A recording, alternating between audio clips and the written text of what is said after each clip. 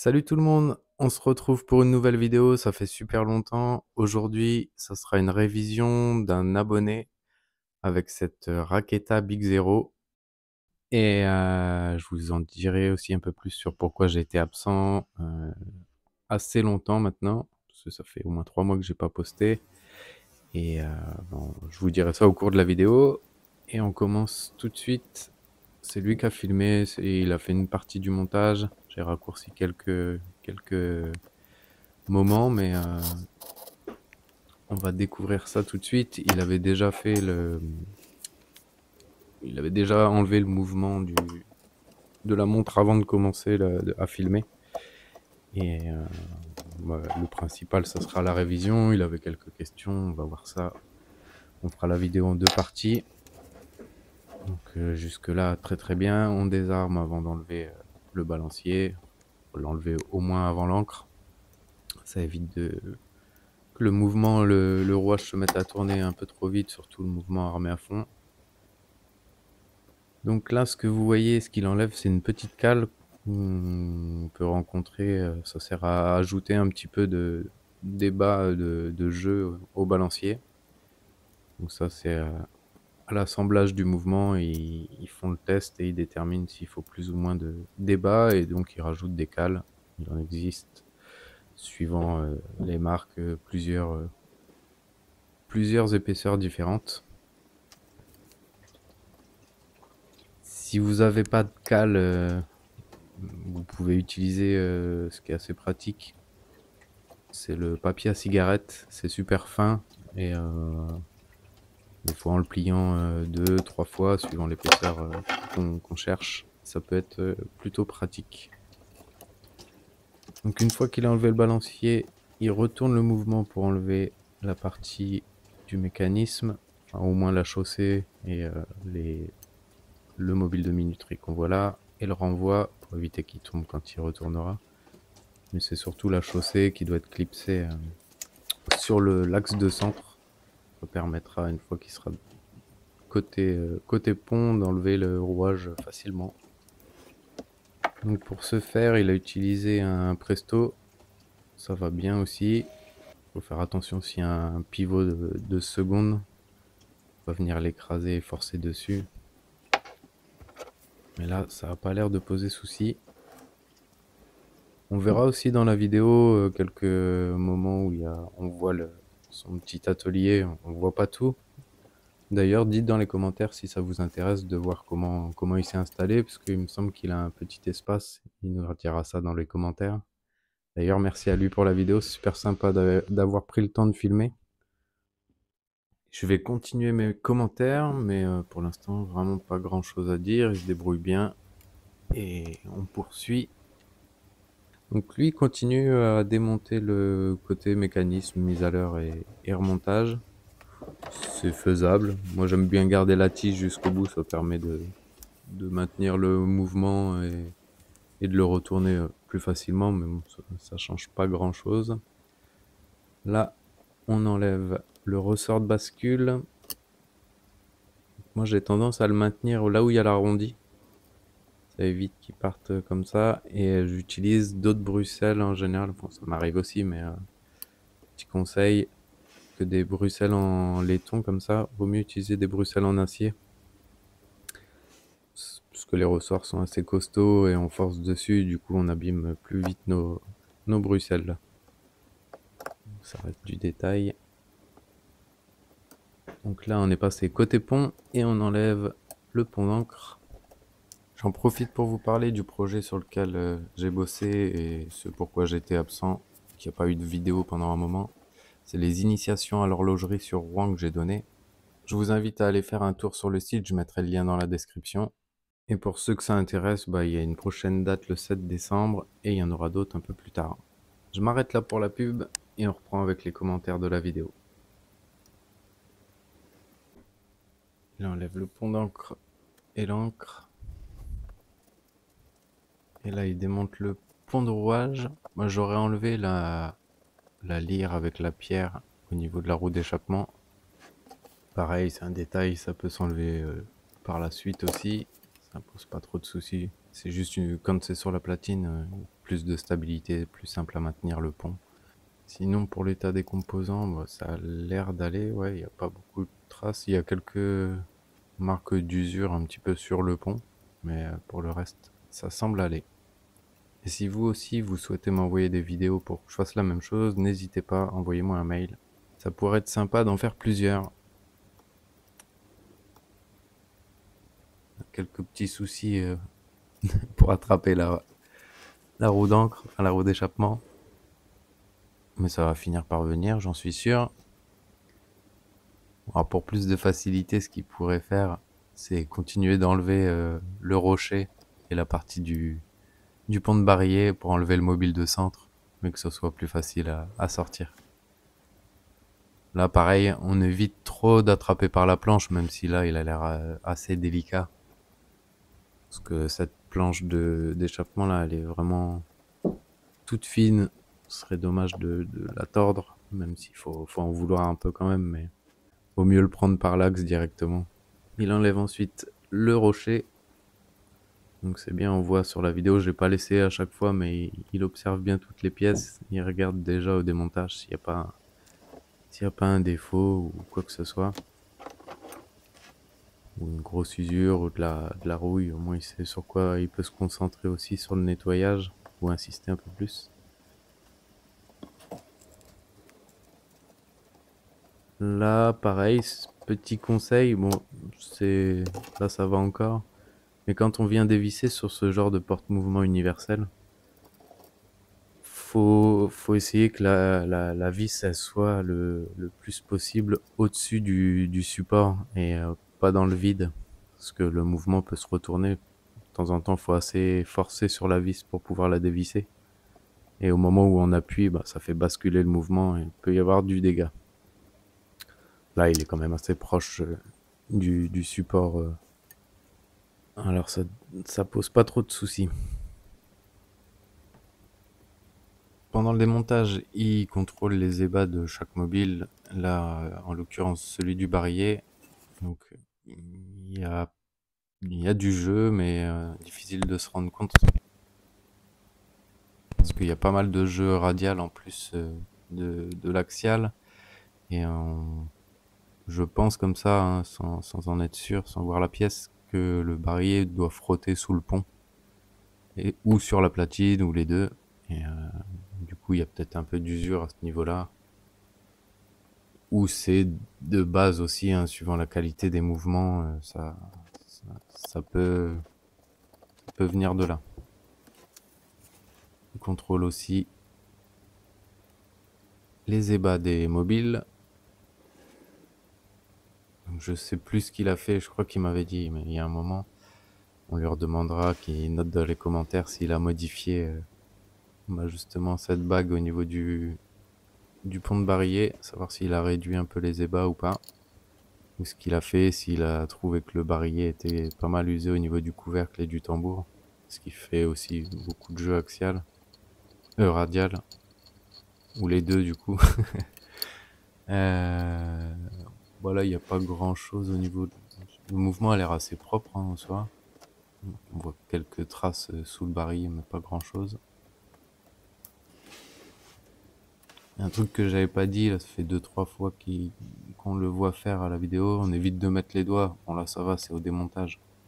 Mais on évite de mettre les doigts directement dessus. J'ai eu le cas récemment sur une Zénith où la personne qui avait bossé dessus, je pense qu'elle prenait le mouvement avec ses doigts directement et sur tout le tour, on voit qu'il y a une petite oxydation qui s'est fait avec le temps.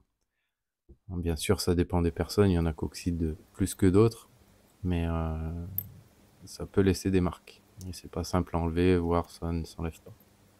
Ah, je vois qu'il a émis qu'il attendait mes conseils avant de commencer la révision. Jusque-là, j'ai pas grand-chose à dire, hein. Il se débrouille plutôt bien, on voit qu'il manipule bien les pièces, donc c'est cool. Juste les doigts sur le mouvement, mais rien de trop grave. Là, on peut voir, comme je disais en début de vidéo, comment il a filmé. Et c'est plutôt bien débrouillé, hein. Je trouve la vidéo est bonne qualité. Et après, ça doit être plus difficile pour faire des gros plans. Et il me semble qu'il a eu un peu plus de mal, entre guillemets, pour le remontage où où il va manquer des parties puisqu'il y avait sa tête devant l'objectif. Donc les pièces au nettoyage, c'est parfait. Enfin, après nettoyage, c'est très bien. Dans l'essence, c'est parfait. La ouverture du barillet, jusque là, ça va. Il déclipse le couvercle. Là, tout doucement, ça évite que le ressort ne saute. Parfois, ça a tendance à coller au niveau de l'arbre. Les anciennes graisses qu'on séchait, ça colle un petit peu, mais en général, ça vient assez facilement. On essaye de pas trop tirer dessus. On essaye de maintenir le ressort en place. Sinon, ça évitera que le ressort sorte d'un coup et que toutes les pièces volent. Là, il enlève l'arbre de barillet. D'ailleurs, comme il faut parfois assez forcer pour retirer cette pièce, parce qu'elle est bien serrée dans le ressort, je conseille des bruxelles un tout petit peu plus épaisses, parce que celles-ci m'ont l'air assez fines et ça, c'est plus difficile. Bah, surtout, on a tendance à les déformer un petit peu. Donc, pas hésiter à prendre des bruxelles un peu plus costauds. Il ne reste plus qu'à enlever le ressort. Pareil, ça a l'air de bien se passer. Donc, on sort le centre en maintenant sur l'extérieur hein, pour pas qu'il sorte d'un coup, sinon bah, ça peut être dangereux. Je plaisante, ça va encore. Mais il y a pas mal de force, donc les pièces, elles ont tendance à partir. Donc voilà la forme du ressort. Et on passe au nettoyage. Il va mettre tous les composants dans les paniers. La platine. Là, il met toutes les ébauches, les grosses pièces. Enfin, les ponts. Là, il dit qu'on va être choqué s'il y a des horlogers sensibles. C'est mieux de pas regarder parce que oui, effectivement, on évite de mettre le balancier tout seul dans un panier puisque ça tourne assez vite dans le liquide. Et ça serait dommage que ça s'en mêle, que le ressort spirale soit déformé. Et pour être sûr qu'il n'y ait pas de casse ou de déformation, il suffit de réinstaller le coque avec le balancier spirale directement sur la platine avant de mettre au nettoyage. Par contre, il faudra éviter de mettre la platine avec d'autres ponts et d'autres choses dedans. Ça évitera que ça s'entrechoque et qu'il y ait de la casse aussi. Donc là, il met toutes les pièces. Rien qui tout me paraît nickel hein, jusque là. Il démonte les anti-chocs. Il sépare le chaton du contre-pivot.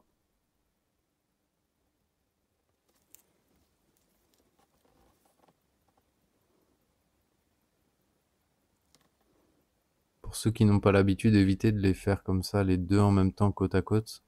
Parce que parfois ils sont différents.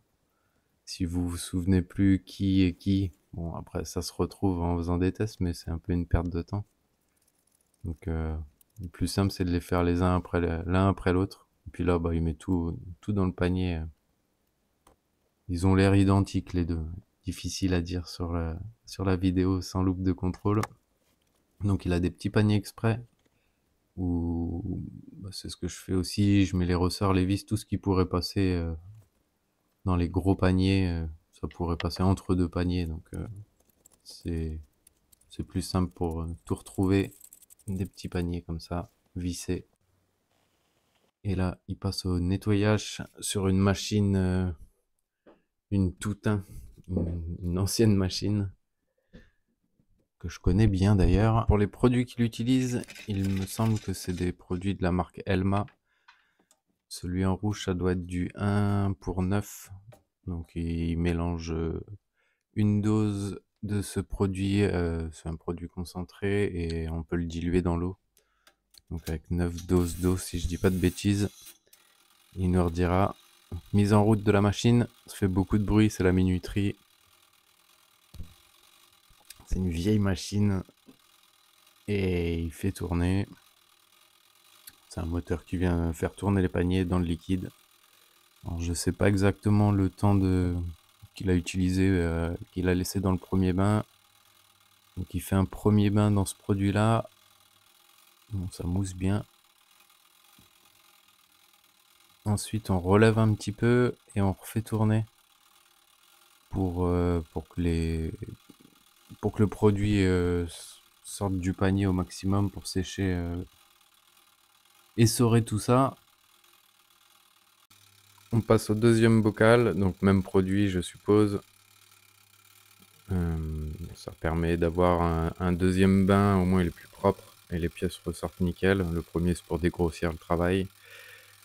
Et enfin il y a même le pré-lavage qu'il a fait pour dégrossir le travail. Et le dernier bain c'est un bain de rinçage pour éliminer toutes les traces de produits qui restent sur les composants. On vient sécher, là il a un emplacement pour ça, avec une lampe qui vient sécher, il n'y a rien dans le bocal là en métal, c'est vraiment pour faire tourner et sécher les pièces. Il n'y a plus qu'à ranger tous les composants. Donc il les contrôle en les sortant, il nous dira si c'est parfaitement propre ou s'il reste quelques résidus. Je mets en avance rapide un petit peu. Ah, le fameux balancier. Donc, comme il l'avait noté, il n'y a pas eu de problème, donc tant mieux pour lui. Ah, une petite saleté ou une pièce, j'ai pas bien vu. Comme il a rien noté, c'est que ça doit aller. Il va refaire un bain avec ces 3 petits paniers où il a ces petites pièces dedans. On peut les nettoyer à part, on peut même les nettoyer sinon dans un basigné, ça va bien aussi. Quelques photos avec tous les composants. Ah, je me posais la question, au moins j'ai la réponse. Il reste quelques résidus sur le mobile, à voir s'il y en avait beaucoup ailleurs sur les autres composants et surtout sur les pierres. Donc ça a bien nettoyer et contrôler avant de faire le remontage. On sort les outils de contrôle. Donc ça s'appelle un 8 chiffres. 8 chiffres. Ça sert à voir la planéité des roues. Le plus souvent, on s'en sert pour ça. Donc on installe les pivots. Donc il y a 2 petits trous sur chaque pointe du 8 chiffres. On vient l'installer dedans. Ça se serre manuellement celui-là, donc faut pas trop serrer comme ça. Voilà, le balancier peut tourner librement. Et on regarde en le faisant tourner si ça tourne rond comme on dit. Donc là on voit, et il le note, c'est bien voilé ou mal plat. Ouais, on le voit très bien quand ça ralentit là, c'est flagrant. Donc à voir sur la prochaine vidéo s'il le change ou pas. Personnellement, je l'aurais laissé comme ça. Sur des mouvements russes, c'est pas non plus une qualité exceptionnelle. Donc ça se trouve, c'était comme ça d'origine. Bon, il y aura même pas besoin d'attendre la prochaine vidéo pour savoir. Il a racheté un balancier directement où il a remis son spirale dessus. Et il dit que ça semble pas très concentrique par rapport à la goupille de l'imitation. C'est vrai que théoriquement, quand on bouge la raquette, c'est ce qu'on apprend à l'école, hein, quand on bouge la raquette du point aux 2 extrémités, hein, du plus serré au plus éloigné, le spiral est censé rester entre les goupilles sans toucher. Sachant que ça a été nettoyé sans rester sur la platine, est-ce que c'est ça qui a un petit peu bougé ou il suffit, une fois qu'il a remis en place, comme il a changé le balancier en remettant le piton en place, ça a un tout petit peu tourné par rapport à sa position d'origine. Donc ça peut être normal, on voit le spiral qui bouge un petit peu quand on fait ça. Après, ça me choque pas plus que ça. Et ce qu'il aurait fallu faire, c'est avant de remettre le spiral sur le balancier, c'est de le positionner sur le pont dans le piton, serré, et voir si la virole est bien centrée, et voir justement, parce que là, le spiral a l'air décentré. Toujours difficile à dire, en plus c'est démonté, il suffit que le balancier penche d'un côté ou de l'autre, ça fausse la vision.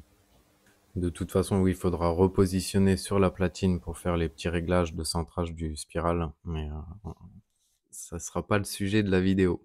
Bon, là, on voit quelques images qu'il a fait avec son microscope, ça donne bien. Ça permet de bien visionner quand on n'a pas l'habitude, en plus c'est pratique pour bien voir les pièces de près, parce que la loupe de contrôle, c'est pas forcément suffisant. Mais après, pour ces petits réglages-là, hein, ce que je disais au niveau du spiral, là, il est même pas centré. On voit que d'un côté, les spires sont plus serrés qu'à l'opposé. Donc, pour ces petits réglages-là, vraiment, c'est sur la platine à partir de ce moment-là. Donc voilà, on arrive à la fin de la vidéo. J'espère que cette première partie vous a plu. Ça faisait super longtemps que j'en avais pas fait et j'ai eu un petit peu de mal. N'hésitez pas à liker la vidéo. On se retrouve très bientôt pour une prochaine et allez visiter mon site. Dites-moi dans les commentaires ce que vous en pensez et on sait jamais si vous voulez participer à l'initiation, c'est le moment. Et pour connaître toutes les prochaines dates d'initiation, je vous invite à me suivre sur Instagram. Je donne toutes les dates à chaque fois et on se retrouve très bientôt pour la prochaine vidéo. À plus!